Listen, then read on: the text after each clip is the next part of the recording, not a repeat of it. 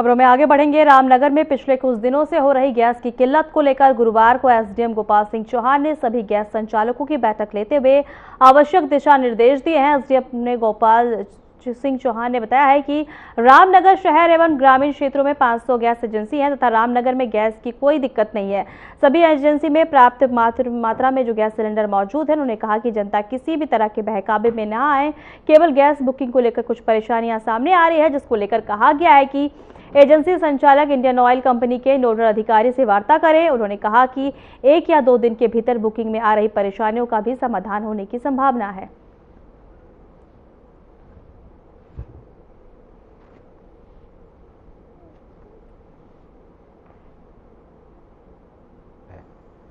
Problem कहाँ आ रही है? जो हमारा पोर्टल है, जो बुकिंग का जो पोर्टल है, जो सर्वर है, वो डाउन चल रहा है, जिस वजह से लोगों की बुकिंग नहीं हो पा रही है। उसी वजह से समस्या आ रही है। तो अभी संबंधित डिपार्टमेंट को भी बुलाया था, एजेंसी वालों को भी बुलाया था। तो इनको डायरेक्शन दिए गए हैं कि एक तो जो आईओसी के जो यहाँ नोडल होंगे उनसे एक बार वार्ता कर लेंगे और डीएसओ साहब से भी वार्ता कर लेंगे। अगर इनका पोर्टल ऐसे ही चलता रहा, अगर नहीं चल पाया, प्रॉब्लम होती रही, तो ऑफलाइन के लिए भी उच्च अधिकारियों से एक बार वार्ता कर लेंगे। वीरेंद्र कुमार है सर। क्या दिक्कत हो रही है गैस को लेकर? गैस सर मेरे को मिल नहीं रही गैस। 2 दिन से मैं चक्कर काट रहा हूँ, यहाँ पर गैस नहीं मिली है। मैंने ऑनलाइन बुकिंग करी तो बुकिंग में मेरा ओटीपी नहीं आ रही है। घंटी गई थी 2, उसकी बुकिंग नहीं है। 1 महीना आएगा 2013 को मैंने सिलेंडर भरा है, अभी तक मेरे को सिलेंडर नहीं मिला है। कितनी देर से खड़े हैं आप यहाँ? मैं 3 घंटे हो गए सर। सुबह 9 बजे आया था, अब ये 11 बज गए। अब 9, 10, 11, हाँ 10। कितने दिन से आ रहे हैं आप? कलजी खाल ब्लॉक में शैलजा सामाजिक समिति द्वारा ग्रामीण महिलाओं के उद्यमता विकास के लिए 3 दिवसीय कार्यशाला आयोजित की गई। समापन अवसर पर पूर्व विधायक मुकेश कोहली ने दीप प्रज्वलित कर कार्यक्रम की शुरुआत की है। कार्यशाला में 200 से अधिक महिलाओं ने भाग लिया है और उद्यमता के क्षेत्र में कार्य कर रही 7 महिलाओं को सम्मानित किया गया है। कार्यक्रम के विभिन्न विभागों के अधिकारी और स्थानीय लोग भी उपस्थित रहे हैं।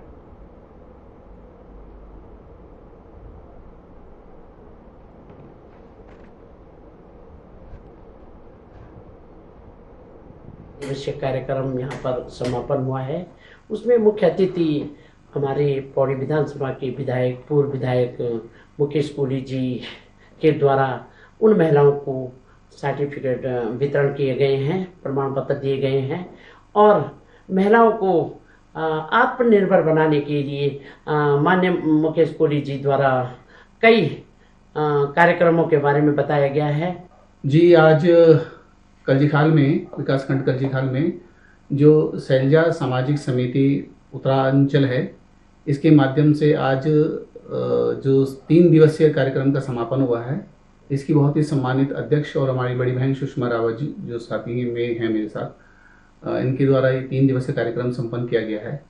इसमें जो लगभग 210 महिलाओं ने, 208 या 210 महिलाओं ने इसमें प्रतिभाग किया है।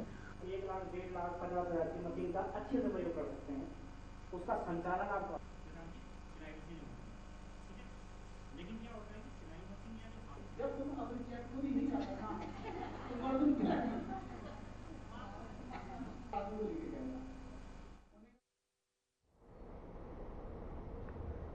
रुड़की में दिव्यांगजनों के जीवन को आसान और आत्मनिर्भर बनाने के लिए इंडियन ऑयल कॉरपोरेशन लिमिटेड ने सीएसआर के तहत एक विशेष सहायता शिविर आयोजन किया। इस शिविर में 80 से अधिक दिव्यांगजनों को बैटरी चालित रिक्शा और करीब 50 को उच्च गुणवत्ता वाले कृत्रिम अंग प्रदान किए गए। वहीं ज्वाइंट मजिस्ट्रेट दीपक रामचंद्र सेठ ने इस पहल की सराहना करते हुए कहा कि समाज के कमजोर वर्ग के लिए इस तरह के प्रयास प्रेरणादायक हैं। इंडियन ऑयल के मुख्य महाप्रबंधक शरद अग्रवाल ने बताया कि कंपनी पाइपलाइन वाले क्षेत्रों में ऐसे शिविरों का आयोजन प्राथमिकता से करती है और भविष्य में इन्हें ग्रामीण इलाके में विस्तार दिया जाएगा।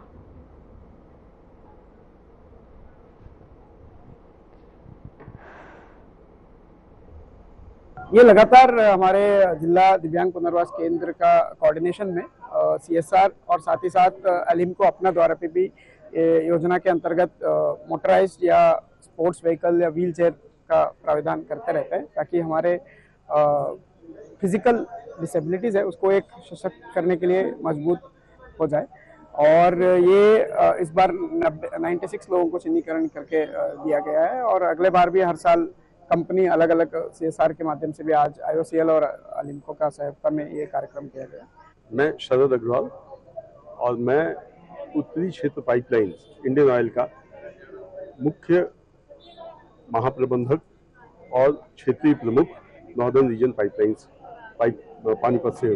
तो ये किस तरह से विचार आया है? CSR के अंतर्गत इंडियन ऑयल समाज के उत्थान के लिए बहुत सी योजनाओं में कार्य करती रहती है।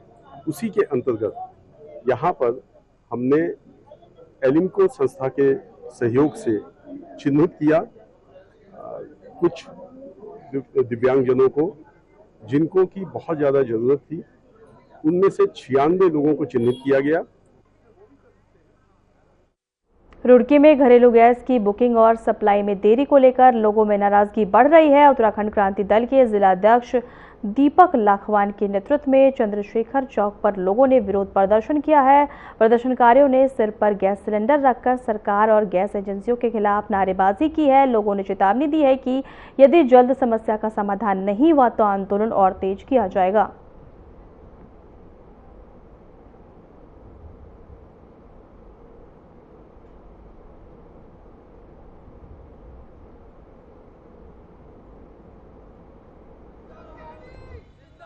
ऐसा है, मोदी जी ने कभी कहा था कि थाली से बड़ी बड़ी समस्या, बहुत बड़ी बीमारियां जो है उसका समाधान हो जाता है। देश के लोगों ने बजाई, ताली भी बजाई, थाली भी बजाई। अच्छा, एक चीज और है, मोदी जी ने जो है बकायदा ये कहा था कि गैस जो बनेगी एक ढक्कन की जरूरत है।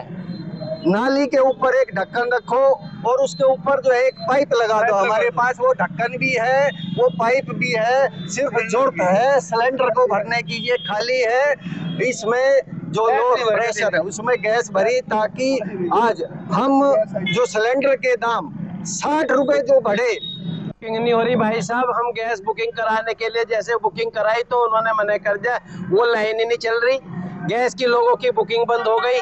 तो मैंने कहा भाई इस खाली सिलेंडर को बेचने चले। अब जैसे मैं बेचने जा रहा था तो मुझे जो दुकानदार ने कहा कि भाई तुम बेचो मत इसे सिलेंडर को, देश के प्रधानमंत्री जी ने कहा था कि नाली से गैस तैयार हो जाएगी। तो हम तो वो फिर एकदम से दिमाग में आया कि यार हमारे प्रधानमंत्री तो योग्य प्रधानमंत्री जी हैं, वो अगर गैस नाली से तैयार कर सकते हैं तो फिर क्यों बेचे इस लोहे को।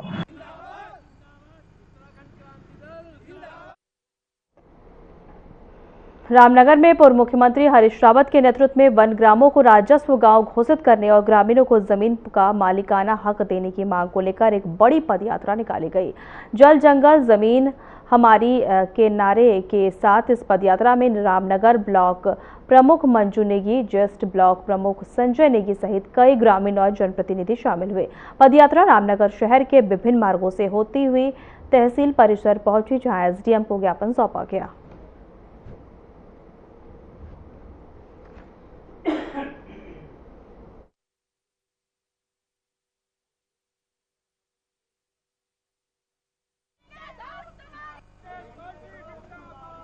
देखिए, जो रामनगर विधानसभा में है इसमें लगभग 24 गांव वनग्राम हैं और इन वनग्रामों की लंबी लड़ाई हम बहुत लंबे समय से लड़ रहे हैं, लेकिन शासन प्रशासन के कानों में जू नहीं रेंग रही है। सरकारें आई, सरकारें गई, लेकिन किसी ने भी वनग्राम वासियों की समस्याओं को नहीं सुना। आज एक पदयात्रा हम यहाँ से रामनगर डिग्री कॉलेज से जो है तहसील परिसर तक निकाली गई, जिसमें हम जिलाधिकारी को ज्ञापन प्रेषित करेंगे मुख्यमंत्री के नाम, और जिसमें हमारी मांग रहेगी कि जो वनग्राम है उन वनग्रामों को अतिशीघ्र जो है राजस्व ग्राम का दर्जा दिया जाए और अतिक्रमण के नाम पर जिन लोगों को उजाड़ा गया है, जिन लोगों को हटाया गया हो, चाहे वो पूछड़ी क्षेत्र हो चाहे अन्य क्षेत्र हो, उन लोगों को वहीं पर मालिकाना हक उनको दिया जाए, ये हमारी मांग है। खुर्द-बुर्द किया जा रहा है, उनको आपदा पीड़ितों को नहीं दिया जा रहा है, उनको भूमिहीनों को नहीं दिया जा रहा है। एक सोच थी जिसके अंदर मालधन जैसे गांव बसे, एक सोच थी जिसके अंदर बिंदु खत्ता बग्गा चौवन से लेकर के हमारे कुछड़ी आदि ये सब स्थानों पे लोग बसे। आज उस सोच को आगे बढ़ाने की जरूरत है। ये लड़ाई किसी एक राजनीतिक दल की लड़ाई नहीं है, ये लड़ाई ये उत्तराखंड के अस्तित्व की लड़ाई है, उसके लिए लड़ाई लड़नी। इसलिए मैं इस लड़ाई में सम्मिलित होने के लिए आया हूं। मैंने कहा कि मैं तुम्हारे साथ मैं भी चलूंगा।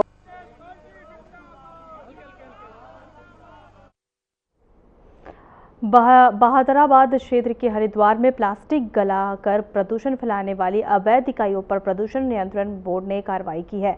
वहीं दादोपुर गोविंदपुर इलाके में छापेमारी के दौरान 2 इकाइयों में लगी 5 मशीनों को सील कर दिया गया है।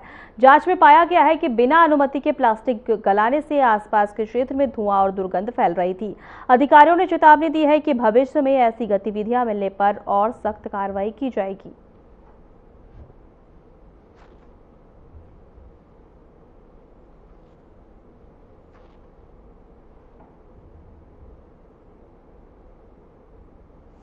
दादोपुर गोविंदपुर का जो इलाका है, एक शिव गंगा विहार एक कॉलोनी है। वहाँ पे उस कॉलोनी के लोगों की शिकायत ये थी कि यहाँ पर कुछ प्लास्टिक रिसाइकलिंग की यूनिट हैं और उन यूनिटों से जो प्लास्टिक को रिसाइकिल किया जाता है उसमें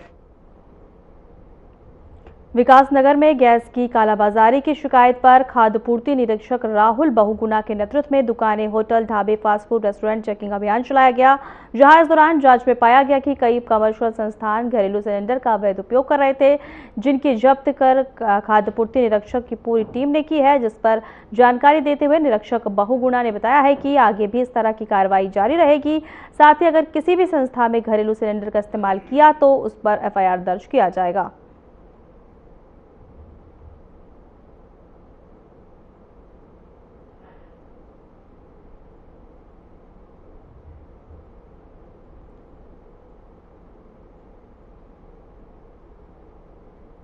जिलाधिकारी सबीन बंसल ने जनपद में LPG गैस की उपलब्धता और वितरण व्यवस्था को मजबूत बनाने के लिए ऑयल कंपनियों के अधिकारियों और गैस एजेंसियों संचालकों के साथ बैठक की है। जहां इस दौरान बैठक में घरेलू उपभोक्ताओं को प्राथमिकता देने, कालाबाजारी रोकने और अफवाहों पर लगाम लगाने पर जोर दिया गया है। इस दौरान SSP प्रमेंद्र डोभाल और ADM के मिश्रा, नगर मजिस्ट्रेट प्रत्युष सिंह सहित ऑयल कंपनियों और गैस एजेंसियों के एसोसिएशन के प्रतिनिधि जो है मौजूद रहे। गल्फ क्राइसिस के चलते जो हमारे LPG के बारे में कुछ कंसर्न्स और जो पब्लिक परसेप्शन अभी प्रिवेल कर रहा है, उसके संबंध में अवगत कराना है कि हमारे सभी स्टेक होल्डर्स के साथ लगातार डिस्कशंस चल रहे हैं और जो ऑयल कंपनीज़ हैं उनको निर्देशित किया गया है कि जो गैस एजेंसीज़ हैं वो अपना स्टॉक डिस्ट्रीब्यूशन निर्धारित मानकों के अनुसार ही एग्जीक्यूट करेंगे। हमने प्रवर्तन दल हेडेड बाय SDM, CO और जो हमारे सप्लाई इंस्पेक्टर्स हैं वो निरंतर निगरानी बनाए रखे हैं।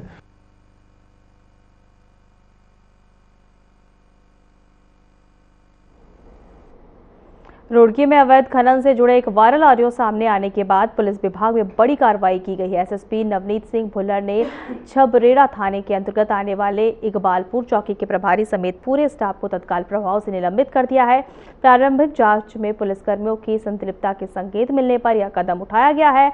मामले की विस्तृत जाँच के लिए SP देहात शेखर चंद्र सुयाल की जिम्मेदारी सौंपी गई है।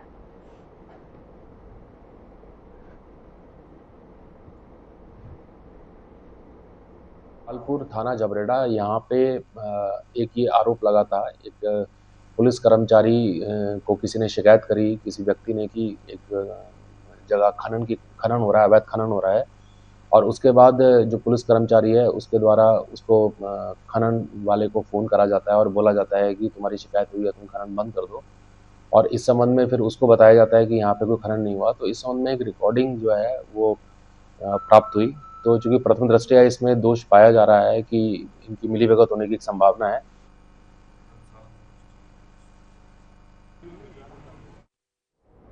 हरिद्वार में गैस सिलेंडर की किल्लत के कारण लोग इंडक्शन चूल्हे की ओर रुख कर रहे हैं। ऐसे में जिनके पास पहले से इंडक्शन चूल्हा नहीं है वे दुकानों पर जाकर नए चूल्हे खरीद रहे हैं। इलेक्ट्रॉनिक्स दुकानों पर इंडक्शन चूल्हे की मांग पिछले 4 दिनों में तेजी से बढ़ी है, जिसके चलते कुछ कंपनियों के पास स्टॉक भी खत्म हो गया है। ग्राहक गैस सिलेंडर की कमी या बचत के उद्देश्य से इंडक्शन चूल्हे पर खाना पका रहे हैं। इस स्थिति में इलेक्ट्रॉनिक्स कारोबारियों के लिए इंडक्शन चूल्हे की बिक्री में भारी वृद्धि देखी जा रही है।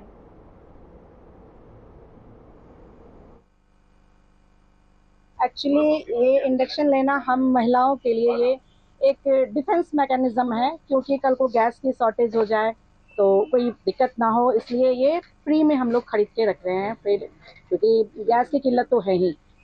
इसलिए ये चाहूंगी कि भाई कम से कम एलपीजी की तो जरूर वो हो, होटल में भले थोड़ा वो हो कम पहुंचे, लेकिन घर में जो है मिडिल क्लास उनके लिए तो जरूर सोचना चाहिए, जिनके पास वुडन का भी कुछ हिसाब किताब नहीं है। गैस की किल्लत की वजह से इंडक्शन की काफ़ी डिमांड बढ़ गई है और काफ़ी इंडक्शन बिक रहे हैं इस समय और गरीब जनता बहुत परेशान है, तो इंडक्शन काफ़ी खरीद रही है और इंडक्शन की काफ़ी सेल बढ़ गई है। पिछले 4 दिनों में बहुत इंडक्शन बिक रहा है।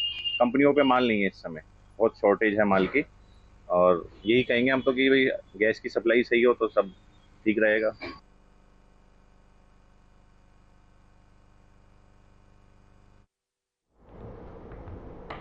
विकासनगर में गैस की बढ़ती कीमत अब दिखाई देने लगी है, जिसमें आम जनता और उपभोक्ता परेशान है, तो वहीं इंडियन गैस एजेंसी के द्वारा गैस को सही सप्लाई उपभोक्ता तक नहीं पहुंचा रही है, जिसको लेकर कांग्रेस पार्टी के सभासद भारत कालरा के नेतृत्व में उपभोक्ता एसडीएम कार्यालय पहुंचे और उन्होंने वार्ता कर कहा कि गैस की कीमत से निजात दिलाई जाए।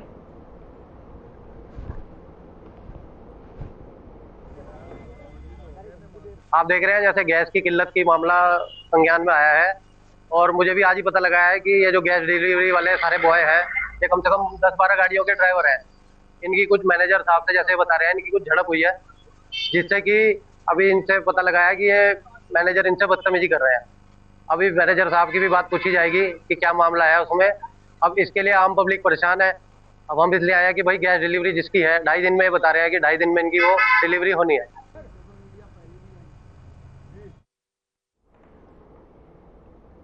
रामनगर में बिगड़ी यातायात व्यवस्था और अवैध अतिक्रमण से निजात दिलाने के लिए एसडीएम गोपाल सिंह चौहान ने नगर पालिका सभागार में एक बैठक का आयोजन किया। बैठक में पुलिस, यातायात, परिवहन, नगर पालिका, लोक निर्माण, सिंचाई और विद्युत विभाग के अलावा वाहन यूनियन और फड ठेले या व्यापारियों के प्रतिनिधि मौजूद रहे। इस मौके पर एसडीएम ने कहा कि आगामी पर्यटन सीजन को ध्यान में रखते हुए रानीखेत रोड पर वाहनों के लिए निर्धारित स्थानों पर खड़ा करने के अभियान की शुरुआत की जाएगी और अवैध अतिक्रमण के खिलाफ कड़ी कार्रवाई की जाएगी। देखिए, इसमें आज बैठक हमने रखी थी और सभी स्टेक होल्डर इसमें शामिल थे। जैसे डिपार्टमेंट्स तो थे ही थे, इसके अलावा हमने जो ट्रक यूनियन है, व्यापार मंडल है, रिक्शा है, रेडी वाले हैं, सभी को इसमें बुलाया था। तो इसमें सभी को यही डायरेक्शन दिए गए हैं, क्योंकि ये जो शहर है इसमें चूँकि आने वाले समय में पर्यटकों का भी आवागमन तेज होगा जब बच्चों की छुट्टियां पड़ती हैं, तो उसको लेकर भी और वैसे भी वर्तमान में अगर हम देख रहे हैं। वक्त तो चला है ब्रेक का।